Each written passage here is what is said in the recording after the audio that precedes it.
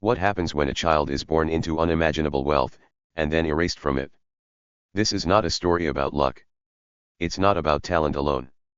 And it's definitely not about forgiveness. This is the story of an abandoned era boy written out of his own legacy who chose patience over rage, strategy over emotion, and built an empire powerful enough to replace the one that rejected him. If you believe the most dangerous revenge is success, then stay with me because the story proves that sometimes, the quiet ones don't break. They rebuild. Arav Malhotra was born into wealth so immense that it bent reality around it. The Malhotra estate was not a home but a declaration of power, marble floors that never warmed beneath bare feet, servants who spoke in whispers even when no one was listening, and walls filled with trophies and awards instead of family photographs. His father, Raghav Malhotra, believed emotion weakened men. Sentiment clouds judgment, he would say coldly at the dinner table.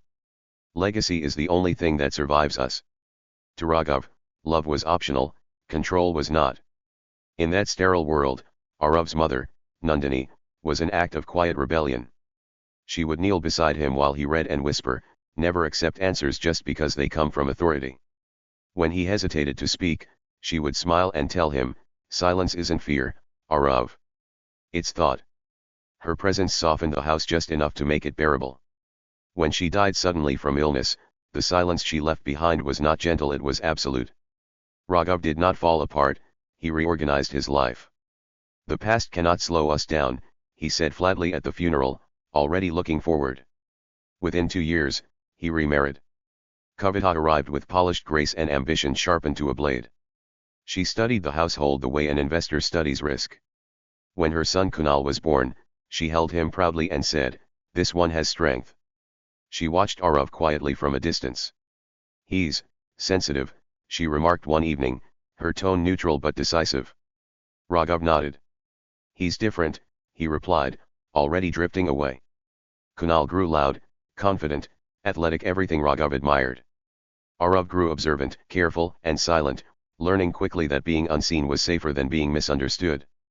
The moment that sealed his fate came when Arav was 10 years old, standing unseen outside his father's study. He doesn't fit the image, Kavita said, her voice calm, surgical. Raghav hesitated. He's still my son, he muttered. Kavita didn't raise her voice when she replied, and Kunal is your future. There was a pause, then the sound of a pen tapping once against the desk. Arrange the transfer, Raghav said. 3 months later, at the airport, he placed a hand on Arav's shoulder and said, this will make you stronger. Arav waited for more, but there was nothing. By 12, the money slowed. By 14, the calls stopped. By 16, the truth became unavoidable, he had not been sent away to grow, he had been removed. Survival stripped Arav down to essentials. He washed dishes in restaurant kitchens where managers barked, work faster or don't come back, and he worked faster. He slept in crowded rooms where nobody cared who you were, only whether you paid on time. When a broken computer earned him a night's shelter, he learned to fix it. You're good at this, someone once said. Arav replied, machines make sense. People didn't. While others chased distraction, he studied finance, logistics, coding, and psychology, dissecting how power moved and why systems collapsed. Late at night, alone, he spoke the words that kept him alive, I will never beg the Malhotra name for anything. One day, it will beg me.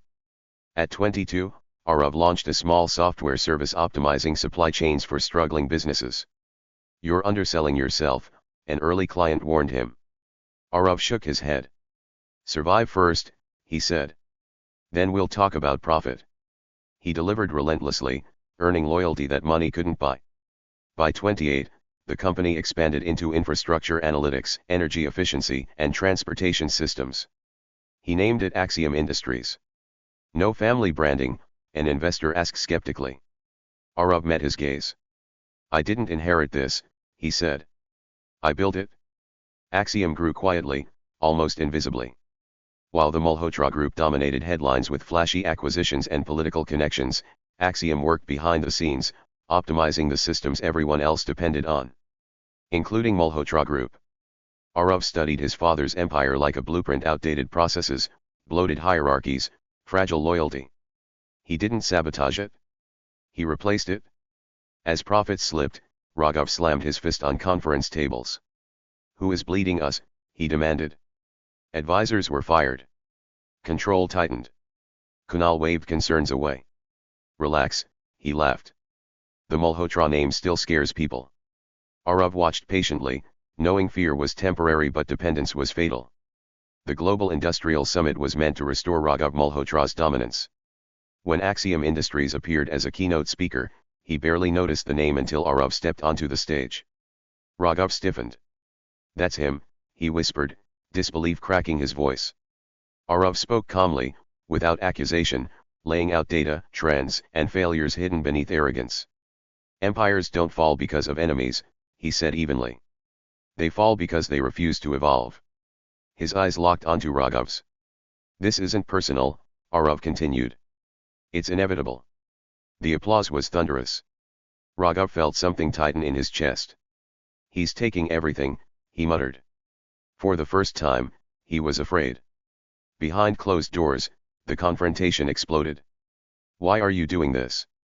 Raghav demanded. Because you taught me how power works, Arav replied.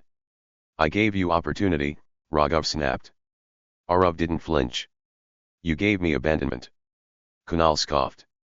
So this is revenge? A poor kid's tantrum. Arav turned slowly. No, he said coldly. This is discipline correcting entitlement.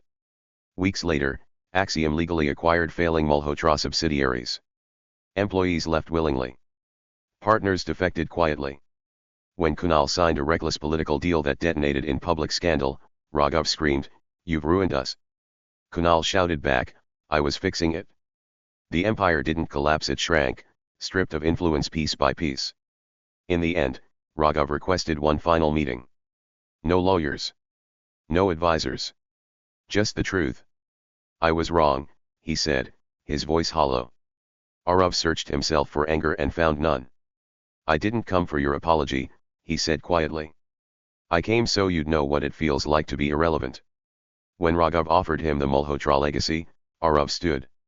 I didn't build all this, he said, to inherit ashes. He walked away without looking back. Arav never pursued revenge through cruelty.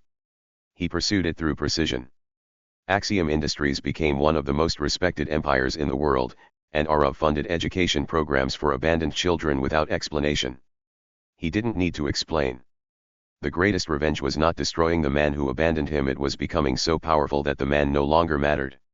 If you enjoyed stories where intelligence beats arrogance, where patience defeats power, and where success becomes the ultimate answer, then make sure to subscribe to the channel. New stories like this are coming. Stories about ambition, downfall, resilience, and the quiet rise of those who were never supposed to win. Subscribe now, because the next story might be even darker.